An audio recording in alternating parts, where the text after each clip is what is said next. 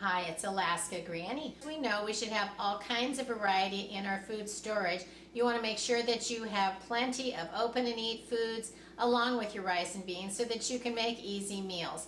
And no matter what you're making the meals out of, having the spices that you need helps make any meal taste better.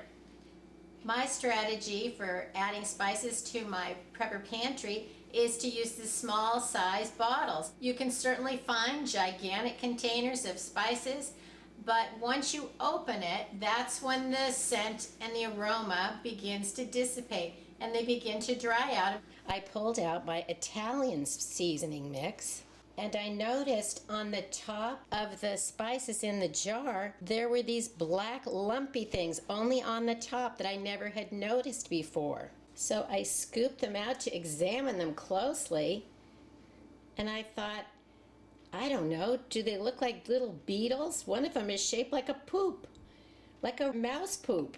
So then I thought, I don't know, why are these only on the top?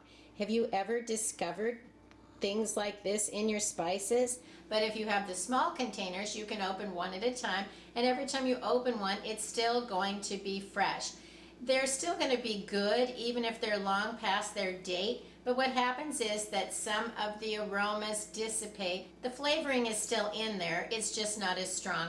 So if you feel your seasonings aren't living up to your expectations, try sprinkling in a little bit more until you get the flavor that you're searching for. Small bottles of seasonings can also be picked up at Walmart. You can buy them at the Dollar Tree. You can add variety into your prepper pantry food storage stockpile. Look over the seasonings that you use on a regular basis, and those are the ones that you want to have extra. I have a large bin that I can store my extra spices and seasonings. You can see that it's low and flat. I can lay them on their side and I can easily read the labels. I could slide it under the bed or somewhere, down on a low shelf in the pantry. There's lots of different places that you can store things. Organize your prepper pantry and your food in a way that makes sense to you and fits your space. Make sure that you're spending your grocery dollars on actual groceries and not just containers to store things. I have all my regular spices in the pantry, and then the ones that I find that I use the most, those are the ones that I now have extras. I tried to put them in alphabetical order so that I could find them easily when I wanted to. Any mixed seasonings and spice packets that you like, be sure that you stock up on a few of those. So I have everything from garlic powder to cinnamon, basil, cayenne pepper, chili powder, parsley, cumin, paprika, minced onions. I also have some chopped onion, which is a little bigger, and onion powder. I don't buy anything like garlic salt or onion salt. You can always just add salt. Things are going to last the longest if it's just onion or garlic and not mixed with salt. You want the actual spice or seasoning. I have a few containers of pepper. We use a lot of that. And then I also have a large bottle of peppercorns that's put away in the pantry that goes into my special pepper grinder.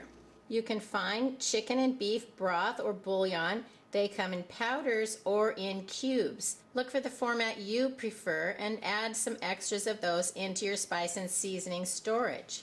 I like the pink Himalayan salt.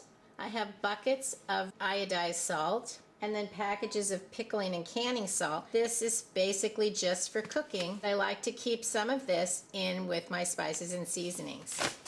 So you can see this is all in here. It's pretty organized. It's in a compact way to store it. I can put a lid on it, put it away, and then whenever I want to get something out, I can slide it out, look through it, and put it back away. There's also room to add more. If I find that I want more, I can add them into my stockpile, and this is still going to stay pretty well organized. Just like any other part of your food storage, pay attention to the dates because you want first in, first out. So put newer ones on the bottom and rotate the older ones to the top if you start to get multiples, or put them from left to right or whatever. A way that makes sense to you, that you can keep track of which ones are your newer, fresher ones that need to be put in the back. Pay attention when you're cooking. What are the most frequently used spices and seasonings that you enjoy having on hand? And then make sure those are what you buy extra of so that you'll always have enough no matter what the future brings.